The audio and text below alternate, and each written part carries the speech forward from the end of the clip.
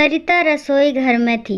विवेक तेज आवाज में बोला, सरिता, आज माँ आ रही है। मैं माँ को स्टेशन लेने जा रहा हूँ।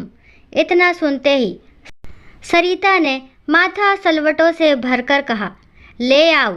मैंने कब मना किया है? तुम्हारी माँ है, लाओ या मत लाओ। मेरी माँ क्या तुम्हारी कुछ नहीं लगती? विवेक ने कहा। विवेक सरिता की आंखों से उसके हृदय को पड़ चुका था। गाड़ी की चाबी उठाकर बोला, देखो सरिता, माँ पिछली बार आंखों में आंसू लेकर गई थी। पूरे 4 साल बाद हमारे पास कुछ दिनों के लिए आ रही है। मैं चाहता हूँ सब हंसी खुशी रहें। पिछली बार जैसा कुछ नहीं होना चाहिए। पिछली बार जैसा क्या?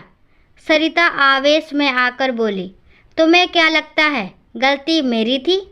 तुम अपनी माँ की गलती क्यों बताओगे? तुम्हें अपनी माँ से अच्छा क्या कोई लगता है दुनिया में? तुम्हें तो हमेशा मुझ में ही खोट नजर आती है। तुम और तुम्हारा परिवार ही सही होता है। सारी कमियां मुझ में ही है।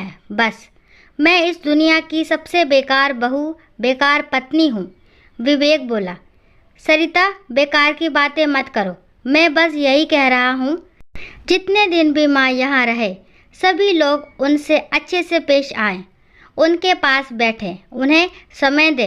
सरिता गुस्से में बोली, ठीक है स्वामी जी, मैं घर के सारे काम छोड़कर, बच्चों की छुट्टी करवाकर 24 घंटे तुम्हारी माँ के पास बैठती हूँ, ताकि तुम्हारी माँ को कोई शिकायत ना हो।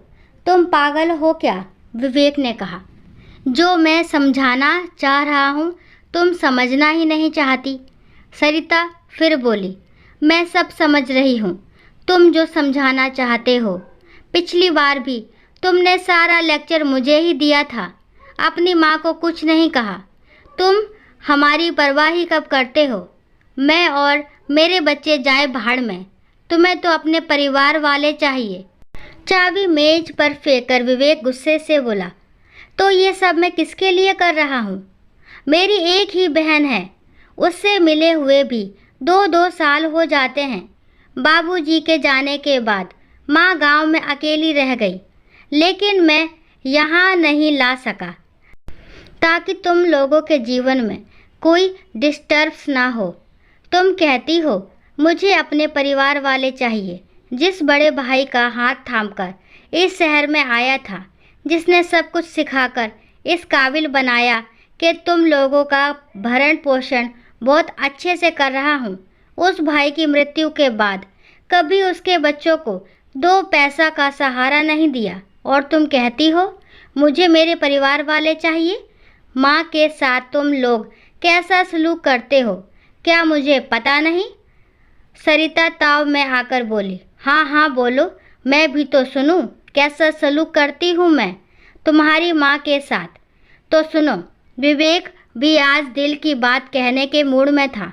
अछूतों जैसा व्यवहार, बच्चों को पास न जाने देना, माँ को यहाँ आकर भी अपनी 2 रोटियाँ खुद ही बनानी पड़ती है, तो धिक्कार है ऐसी औलाद होने पर। तो सुनो, बचपन में मुझे रात में उठकर रोटी खाने की आदत थी। उसमें कभी ऐसा नहीं हुआ कि मैं रात में उठा और मुझे रोटी नहीं मिली। माँ हमेशा 2 रोटी बचाकर रखती थी मेरे लिए। यह सब कुछ होने के बावजूद भी माँ को कई दफ़ा भूखा सोना पड़ा। ऐसा क्यों? सरिता बोली, मैंने कभी नहीं कहा तुम्हारी माँ को रोटी बनाने के लिए। मेरा दोष बताओ। विवेक बोला, इसमें तुम लोगों का दोष नहीं है, बल्कि मैं ही अपनी माँ का लायक बेटा नहीं बन पाया। ये जो आज हमारे पास घर, गाड़ी, स्टेटस है, जिसकी तुम मालकिन बनी बैठी हो, ये उसी माँ के आशीर्वाद से है। मेरी माँ के आते ही तुम्हारी बीमारियाँ शुरू हो जाती है। मैं चुप इसलिए रहता हूँ कि घर का माहौल ख़राब ना हो। सरिता, आज पहली और अंतिम बार तुम्हें बता रहा हूँ, अगर इस बार माँ को कुछ भी दिक्कत हुई तो तुम वह विवेक देखोगी जिससे तुम आज तक नहीं मिली। आज विवेक अपने मन में दबी टीस पूरी तरह से कह देना चाहता था। विवेक का पहली बार ऐसा रूप देखकर सरिता ने अब चुप्पी साध ली। माँ वही दरवाजे के पास खड़ी पहली बार अपने बेटे विवेक को अपने लिए जरह करती हुई सुन रही थी। माँ की आंखों में आंसुओं का समंदर उमड़ पड़ा था। माँ ने खुद को संभालते हुए दरवाज़ा खटखटाया। दरवाज़ा खुला तो देखा कि पूरे घर में अजीब सा सन्नाटा पसरा हुआ है। विवेक ने अपने विवेक से सब कुछ बदल कर रख दिया। आज माँ को पहली बार लग रहा था कि मैं अपने बेटे के घर आई हूँ। अब दूसरी कहानी। भैया ज़रा 500 रुपये देना तो। क्या काम है भैया आपको पैसों से? भाई के कुछ बोलने से पहले ही भाभी श्री बोल पड़ी। छोटे भाई को बुरा तो लगा कि भाई अपने छोटे के मुंह से निकलने से पहले ही पैसे हाजिर कर देते थे। आज भाभी की तरफ क्यों देख रहे हैं? कुछ नहीं भाभी, बस ऐसे ही। रहने दीजिए भैया, पापा से ले लूँगा। छोटा भाई विशु चेहरा लटकाकर चला गया। आज उसके दिल को ठेस पहुंची थी। देखा मेरा आइडिया काम आया ना। हर बात पर आगे बढ़कर पैसे दे देते हैं। कुछ चालाकियाँ सीखिए, नहीं तो सब ऐसे ही बेवकूफ़ बनाते रहेंगे आपको और आप लुटाते रहेंगे। मुझे आगे कर दिया करिए, मैं संभाल लूँगी। लेकिन सविता, छोटे को कुछ ज़रूरी काम ही होगा तभी मांगे उसने। ऐसे बेफजूल खर्च के लिए कभी नहीं मांगता वो। ऐसे ज़रूरी काम तो हमेशा आएंगे।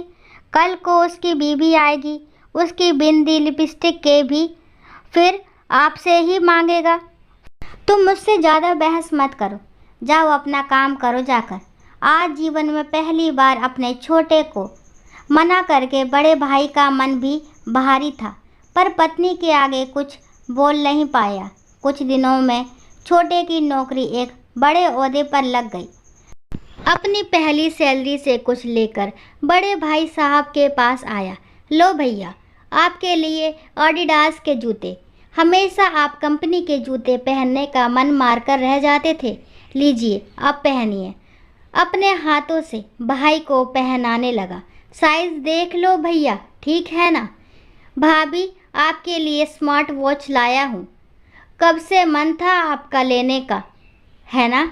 छोटे, इन सब की क्या ज़रूरत थी? भैया, अब आपका छोटे कमाने लगा है। अपने पिता समान भाई के लिए इतना भी नहीं कर सकता? अब आप देखिए, सारे सपने पूरे करूँगा आप सबके। आज बड़ा भाई खुद को छोटे भाई से ओहदे में बड़ा होकर भी छोटा महसूस कर रहा था। बड़े भाई की आंखों में आंसू तैर आए थे। उन्होंने छोटे को गले लगाया। छोटे, तू ऐसे ही खूब तरक्की करे, मेरा आशीर्वाद तेरे साथ हमेशा है। छोटे ने भी भाई की पकड़ मजबूत कर ली। लग रहा था जैसे राम भरत मिलाप हो रहा हो। भाभी भी खड़ी आज अपने आप को खुद की नज़रों में ही गिरा हुआ महसूस कर रही थी। अपनों के साथ गेम मत खेला करो साहब, कुछ पा भी गए तो बहुत कुछ खो दोगे। दोस्तों, आशा करती हूँ ये कहानी आपको ज़रूर पसंद आई होगी। अगर कहानी पसंद आती है तो प्लीज़ मेरे चैनल को लाइक, शेयर, सब्सक्राइब करना ना भूलें। और इन दोनों कहानियों के बारे में आपके क्या विचार है कमेंट बॉक्स में ज़रूर बताएं। और कहानी को लास्ट तक सुनने के लिए थैंक यू। राम राम, राधे राधे।